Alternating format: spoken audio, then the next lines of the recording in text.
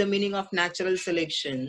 Though the evolution, and that is a change and an adaptation, it is acceptable, that will be accepted by the nature, and the number will be increasing. आणि त्या स्पीसीजला chance भेटणार की त्यांचा number increase होतोय. That is called it as a natural selection. म्हणजे nature decide करते.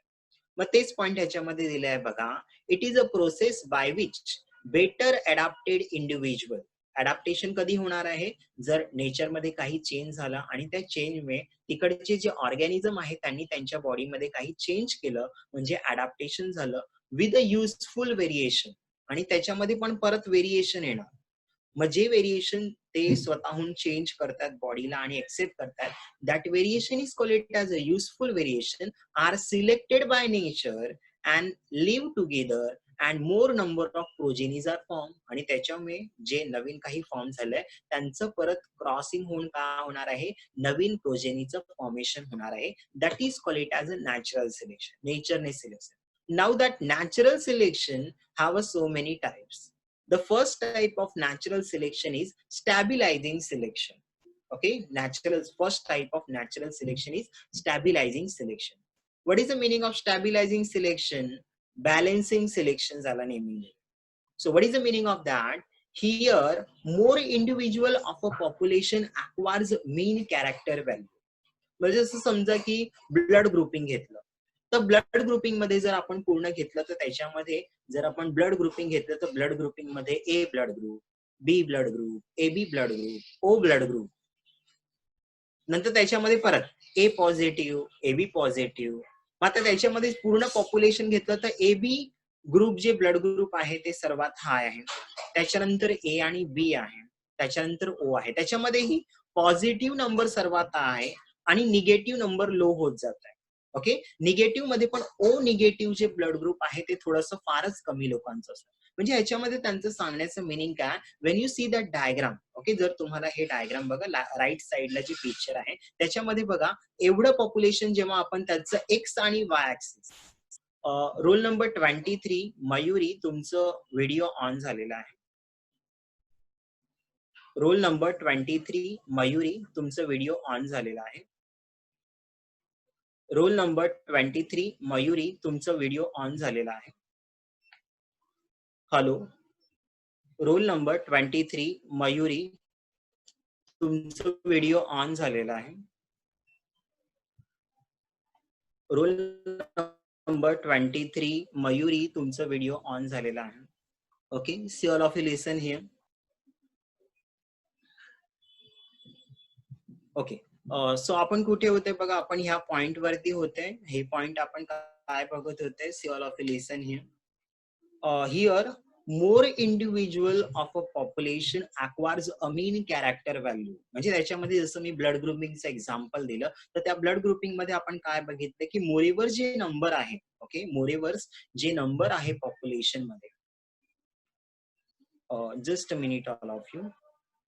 Okay, moreover जे number आहे पॉप्युलेशन मध्ये, काही कॅरेक्टर्स किंवा काहीतरी न्यू, मग त्या न्यू नंबर जे आहे ते फार कमी असणार आणि मोरेवर जे सर्वात जास्त पॉप्युलेशन आहे ते एकच कॅरेक्टर काहीतरी दाखवत आहे. मग अशा टायपिंग मध्ये तुम्हाला जे ग्राफ आहे ते कुठल्या टाईपचं दिसणार आहे? Now can see that this type of graph you can observe. आता ह्याच्यामध्ये बघा दोन दिले. ओरिजिनल पॉप्युलेशन मध्ये बघा डायव्हर्सिफिकेशन फार जास्त होतं. ओरिजिनल पॉप्युलेशन मध्ये या ग्राफ मध्ये तुम्हाला बघा ही जी डॉटेड लाईन दिसते, आता डॉटेड लाईन आणि हे दुसरं वालं म्हणजे पॉप्युलेशन आफ्टर सिलेक्शन, म्हणजे सिलेक्शन झाल्यानंतर, नॅचरल सिलेक्शन झाल्यानंतर बघा ग्राफ थोडं चेंज झालंय. मग नॅचरल सिलेक्शन झाल्यानंतर जे ग्राफ आहे ते हे समजा असं, हे जे मीन व्हॅल्यूचं टायमिंग आहे, असं समजा की हे आपण इकडे पॉइंट पकडूया AB blood group, AB positive blood group, आणि इकडे पकडूया बी ब्लड ग्रुप, इकडे पकडूया आपण ए पॉझिटिव्ह आणि इकडे बी पॉझिटिव्ह, आणि या साईडला आपण पकडूया ओ पॉझिटिव्ह, इकडे ओ पॉझिटिव्ह, आणि एकदम या साईडला आपण निगेटिव्ह वाले पकडूया. म्हणजे बघा, जे नवीन पॉप्युलेशन फॉर्म झालंय सिलेक्शन झाल्यानंतर नॅचरल, मग त्याच्यामध्ये त्यांनी काय केलंय, एक मोठं जे ग्रुप आहे ते ए बी किंवा ए किंवा बी किंवा ओ पॉझिटिव्ह असं काहीतरी शो करताय, आणि जे फारच कमी असं पॉप्युलेशन आहे की त्यांचं काहीतरी वेगळं कॅरेक्टर शो करतंय. मग अशा टायपिंग मध्ये बघा, पहिलं हे ग्राफ मध्ये बघा डायव्हर्सिफिकेशन फार जास्त होतं, म्हणजे फार लोकांचं ब्लड ग्रुप जे होतं ते निगेटिव्ह मध्ये किंवा वेगवेगळ्या टाईपचं होतं. पण सिलेक्शन झाल्यानंतर, नॅचरल सिलेक्शन झाल्यानंतर सर्वात जास्त लोकांचं सिमिलॅरिटी शो करतं. That is called it as a balancing and stabilising selection. म्हणजे पॉप्युलेशन मध्ये जेवढे पर्सन आहे ते काहीतरी एकच कॅरेक्टर किंवा एकच जे आहे ते सर्वात जास्त शो करत आहे. That is called it as a stabilising selection. Okay, मग तेच ह्या डायग्राम मध्ये दिलेलं आहे. स्टॅबिलायझिंग सिलेक्शन बद्दल त्यांनी अजून काही पॉइंट दिलेले बघा. Stabilising selection is tends to favour the intermediate form. Intermediate म्हणजे मीन जे व्हॅल्यू आपण म्हणतोय ना, मधलं व्हॅल्यू, त्याला स्टॅबिलायझिंग सिलेक्शन फार जास्त दाखवते. तुम्ही डायग्राम मध्ये पण बघू शकतात बघा. ह्याच्यामध्ये काय झालेलं आहे, आधी हे पॉप्युलेशन फारच डायव्हर्स होतं आणि मग हळूहळू चेंज होत काय झालेलं आहे, पॉप्युलेशन मधून सर्वात जास्त जे लोक आहे किंवा पॉप्युलेशन आहे त्यांनी मीन व्हॅल्यूला सर्वात जास्त शो केले. मग तेच पॉइंट ह्याच्यामध्ये पण दिले. Okay, so it tends to favor an intermediate form and eliminate both the phenotypic extreme. म्हणजे जे फिनोटाइप किंवा काही कॅरेक्टर एकदमच वेगळ्या टाईपचं होतं. म्हणजे बघा, या डॉटेड लाईन मध्ये हे जे स्टार्टिंगचं पॉइंट आहे हे पॉप्युलेशन आणि इकडचं एवढं पॉप्युलेशन ते एकदमच एक्स्ट्रीम व्हॅल्यू होतं आणि त्यांचं नंबरही फार कमी होतं. मग ते सर्व काय झालेले आहे, डिक्रीज झालेले आहे आणि त्याच्यामुळे जे नवीन जनरेशन येते त्याच्यामध्ये पण सर्वांनी काय शो करते, इंटरमिडिएट म्हणजे मधलं व्हॅल्यू सर्वात जास्त शो करते. मग तेच ह्याच्यामध्ये दिलेलं आहे, that stabilising selection tends to favour intermediate form and eliminate both the phenotypic extreme. For example, more number of infant with the intermediate right survival better as compared to those with the overweight and underweight. म्हणजे असं समजूया की आपण जर एक्झाम्पलच घेतलं, असं समजा की लहान बाळाचं बर्थ होत आहे. मग बर्थच्या वेळी आपण त्यांचं वेट घेऊया. मग वेटचं एक्झाम्पल घेतलं तर मोस्ट ऑफ हे वेट काय असतं, तर 2 kg आणि 3 kgच्या मध्ये असतं. पण असे फार कमी लोक असणार की ज्यांचं वेट 3 kgच्या वर असणार किंवा काहींचं वेट हे 2 kgच्या कमी असणार. म्हणजे की weight that is 1 kg, 1.2 kg, 1.3 kg. म्हणजे जिकडे ट्विन्स वगैरे होतात तर अल्टिमेटली तिकडे त्यांना फूड वगैरे दोघांना द्यावं लागतंय. सो अल्टिमेटली त्यांचं वेट कमी असणार आहे. So ultimately that will clear that. मग ह्याच्यामध्ये तेच आपण थोडंसं रिलेशन लावून सांगू शकतो की इंटरमिडिएट जे फॉर्म आहे ते सर्वात जास्त पॉप्युलेशन शो करत आहे आणि जे लोअर फॉर्म आहे ते फार कमी शो करणार. आणि त्याच्यामुळे आपल्याला ग्राफ पण कुठल्या टाईपचं भेटणार आहे बघा, तर ह्या टाईपचं जे तुम्हाला ब्लू कलर मध्ये जे डायग्राम दिलाय, डायरेक्ट लाईन आहे, that is after population selection. Than it reduces variation. म्हणजे जे नवीन नवीन चेंज होत आहेत ना ते स्टॅबिलायझिंग सिलेक्शन मध्ये फार कमी होणार. व्हेरिएशन एकदम नाही येणार अशा टाईपचं जे पॉप्युलेशन आहे किंवा सिलेक्शन आहे, that is called it as a stabilising selection. So हे रिड्यूस करते व्हेरिएशन, नवीन काही चेंज होतंय असं काहीतरी ते कमी करते. Now the next point, it does not lead to evolutionary change. जर व्हेरिएशनच कमी झालं तर इव्हॉल्युशन होणार का, नाही होणार. मग तेच पॉइंट दिलंय, it does not lead to evolutionary change but tend to maintain a phenotypic stability. Phenotypic म्हणजे वरून काय आहे, जसं मी घेतलं की प्लांटचं काही कलर काय आहे, मग हे जे कॅरेक्टर आहे ते मोस्ट ऑफ काय असणार, स्टेबल असणार आहे. मग तेच पॉइंट दिलंय, it maintain the phenotypic stability within the population, therefore describe as a stabilising selection. म्हणजे ते स्टेबल ठेवते सिलेक्शनला, नेचरला स्टेबल ठेवते. ते पॉइंट ह्याच्यामध्ये. दॅन नेक्स्ट पॉइंट ह्याच्यामध्ये काय दिले बघा, generally stabilising selection represents a situation where a population is adapted to its environment. म्हणजे जे एन्व्हायरमेंट आहे त्याच्या हिशोबाने चेंज होते आणि त्यांनी एन्व्हायरमेंटला जर पॉप्युलेशनने काय केले, अडॅप्ट केले, स्वतःहून एन्व्हायरमेंट मध्ये जे चेंज होते त्याला ऑर्गॅनिझमने एक्सेप्ट केलेलं आहे, तर त्या टाईपचं एन्व्हायरमेंट किंवा जे सिलेक्शन आहे that is called it as a genetically stabilising selection. म्हणजे जीन मध्ये चेंज करून स्टेबल ठेवलेलं. Okay, so this is all about that stabilising selection. Now the next part, next type of selection, that is directional selection. Okay, directional म्हणजे काहीतरी direction show करतात. Okay, so second type of a selection, that is a directional selection. What is the meaning of directional selection? In this type, more individual acquires value other than main character value. Now you can see in this diagram. Okay, आता बघा तुम्हाला हे जे पहिले diagram आहे dotted आहे ते आधी पॉप्युलेशन होतं, ओरिजिनल पॉप्युलेशन. आता बघा ओरिजिनल पॉप्युलेशन मध्ये चेंज होऊन जे नवीन पॉप्युलेशन आफ्टर सिलेक्शन जे फॉर्म होते ते का आहे, एका डायरेक्शन मध्ये कुठलं तरी एक मोठं मेजर चेंज दाखवतं, कुठलं तरी एक मोठं मेजर चेंज दाखवते. मग तेच पॉइंट ह्याच्यामध्ये दिलेला आहे. In this type of directional selection more individual acquires value other than mean character value. बघा आता ह्याचं मीन व्हॅल्यू कुठलं होतं, हा वाला होता. पहिला हा जो पॉप्युलेशन होता त्या पॉप्युलेशनचं मीन व्हॅल्यू म्हणजे हे पॉइंट होता. पण आता बघा डायरेक्शनल ह्याच्यामध्ये काय झालं, मीन व्हॅल्यूला ह्या पॉप्युलेशनने चेंज करून कुठे आणलेला आहे, म्हणजे बघा जे मीन व्हॅल्यू आहे ते त्याला सोडून दुसऱ्या व्हॅल्यूला पकडतात. That is call it as म्हणजे काहीतरी एक मोठं कॅरेक्टर जे होतं ना ते इलिमिनेट झालंय, ते एक्सटेंड झालं आणि काहीतरी नवीन कॅरेक्टर त्याच्यामध्ये मेजर चेंज झालेला आहे. That is call it as a directional selection. मग तेच पॉईंट ह्याच्यामध्ये नेक्स्ट पॉईंट दिला. Natural selection acts to eliminate one of the extreme phenotypic range and favors the other. काहीतरी एक मोठं एक्स्ट्रीम फिनोटाईप होतं त्याला त्यांनी नेग्लेक्ट केलंय, त्याला बाहेर काढून दिलंय आणि नवीन काहीतरी कॅरेक्टर त्यांनी एक्वायर केलेला आहे किंवा एक्सेप्ट केलेलं आहे. मग हे प्लांट किंवा अॅनिमल सर्वांमध्ये असू शकतो. Example, systematic elimination of homozygous recessive. आता ह्याच्यामध्ये त्यांनी कसलं एक्झाम्पल दिलंय बघा, homozygous recessive. All you know that homozygous म्हणजे एखाद्या कॅरेक्टरसाठी. जसं मी एक्झाम्पल दिलं, कॅपिटल टी टॉल. मग आता कॅपिटल टी टॉल आणि स्मॉल टी म्हणजे डॉफ, हाईट स्मॉल वॉल प्लांट. मग आता ह्याच्यामध्ये बघा 3 टाईपचे इंडिव्हिज्युअल झाले. Capital T tall plant, capital T small T again tall plant, but small T डॉफ plant. ह्याच्यामध्ये काय झालं असं समजा की ह्या पॉप्युलेशनचं मोरेवर पॉप्युलेशन मध्ये जे ड्वार्फ प्लांट होतं ते मेन व्हॅल्यू इकडे दाखवत होतं आणि त्यांनी काय केलं, ड्वार्फ प्लांट जे होमोझायगस रिसेसिव्ह वाला कॅरेक्टर होतं त्याला सोडून नवीन ह्याला जास्त वेटेज दिलेला आहे. म्हणजे नवीन पॉप्युलेशन मध्ये टॉल प्लांटचं नंबर हाय झालं आणि स्मॉल टी वाला जे होतं त्यांचं नंबर अल्टिमेटली एकदमच लो झालेलं आहे. म्हणजे हे व्हॅल्यू बघा, हे पॉप्युलेशन काय झाली इकडे लो झालेलं आहे. So this is called it as a homozygous recessive जे आहे त्याला ते काय करतात, इलिमिनेट करतात. तर त्यावेळी ह्या टाईपचं चेंज होऊ शकतं. नाउ द नेक्स्ट पॉइंट काय दिले बघा, directional selection operates for many generation.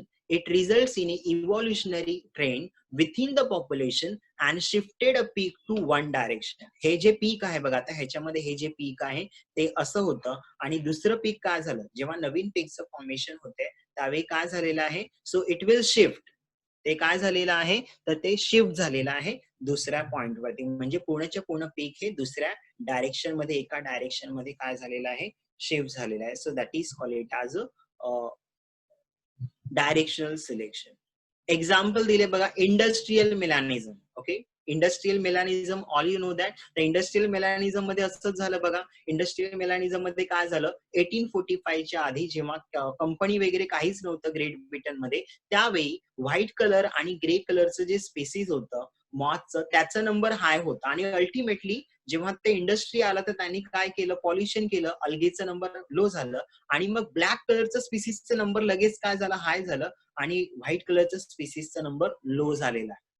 Okay, मग ते या टाईपचं ग्राफ देऊ शकता. असं समजा की हे जे पॉप्युलेशन नवीन फॉर्म झालं ते ब्लॅक कलरचं मॉथ स्पीसीज आहे ते कॅरेक्टर शो करतात आणि हा जो होता ते कसलं शो करतात, हे जे कॅरेक्टर आहे ते व्हाईट कलर किंवा ग्रे कलरचं मॉथचं example.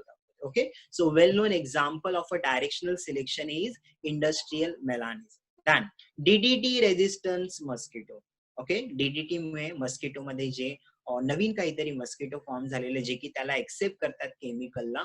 So this is a example of directional selection. Now the third type of selection, that is disruptive natural selection. Disruptive natural selection.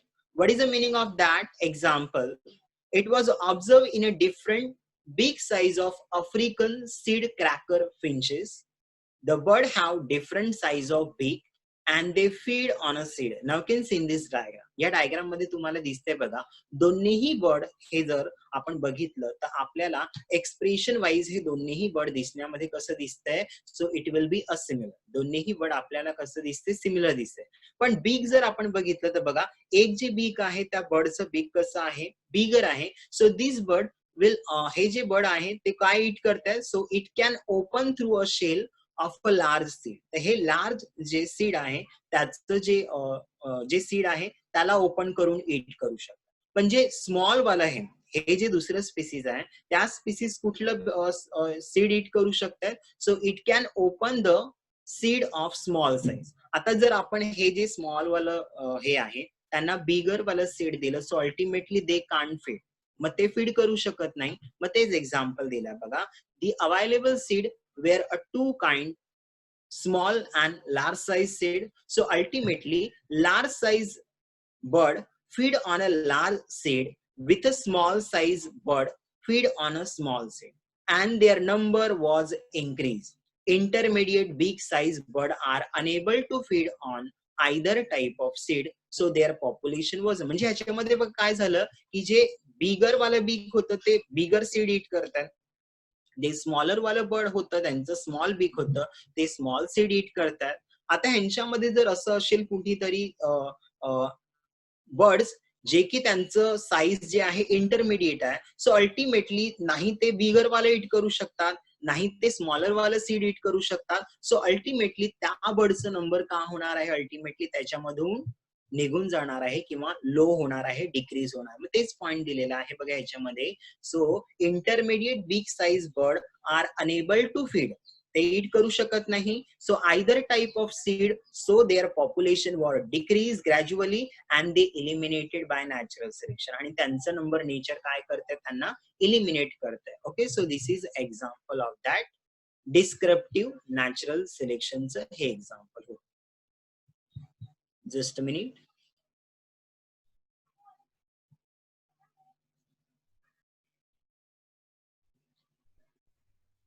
Okay, just a minute.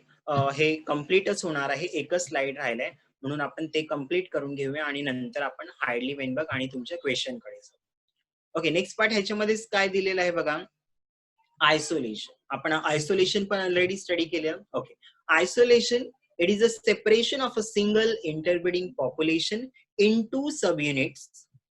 Isolation restrict the gene flow between the discrete non-continuous population due to different barrier like a geographical barrier. Now you can see in this diagram, याच्यामध्ये काय झालंय, हे जे original species होत, okay okay, हे जे original species होतं green कलरचं, त्याचं जे आहे जिओग्राफिकल बॅरियर इकडे काहीतरी अर्थक्वेक आला आणि त्याच्यामुळे काय झालंय, हे दोन वेगवेगळ्या पॉप्युलेशन मध्ये सेपरेट झाले. आणि सेपरेशन झाल्यामुळे जे पण आहे जिओग्राफिकल बॅरियरमुळे ते दोन्ही स्पीसीज मध्ये जीन फ्लो होणार नाही. म्हणजे हे जे स्पीसीज आहे त्याचं जीन तिकडेच ट्रान्सफर होणार नाही, कारण की हे स्पीसीज तिकडे जाऊ शकत नाही, किंवा हे जे स्पीसीज आहे ते या साईडला येऊ शकत नाही because of the geographical barrier, that is isolation. हे दिले. नाउ द नेक्स्ट पॉइंट ह्याच्यामध्ये काय दिले, speciation, that is new species form होणार. जर असं झालं तर अल्टिमेटली हे जे स्पीसीज आहे या साईडला त्यांना वेगळं हॅबिटॅट भेटणार. So ultimately that will form a new species, आणि या साईडला जे स्पीसीज गेलेलं आहे ते काहीतरी वेगळं स्पीसीज फॉर्म करणार. मग तेच दिलेलं आहे, the subunit of a single interbreeding population due to geographical barrier like river, mountain, desert, sea etc. become isolated in a such a way that their interbreeding is prevented. म्हणजे ते बघा, हे river मुळे हे दोन spaces separate झालं, आता त्यांच्या दोघांमध्ये काय आहे, त्यांच्यामध्ये क्रॉसिंग होऊ शकत नाही, म्हणजे त्यांचं ब्रीडिंग, इंटरब्रीडिंग प्रिव्हेंट झालेलं आहे. This will finally lead to origin of new species, आणि अशामुळे काय होणार आहे, हे दोन्ही पण नवीन स्पेसिसचं फॉर्मेशन करणार. Okay, so this is all about 5.7 mechanism of organic evolution.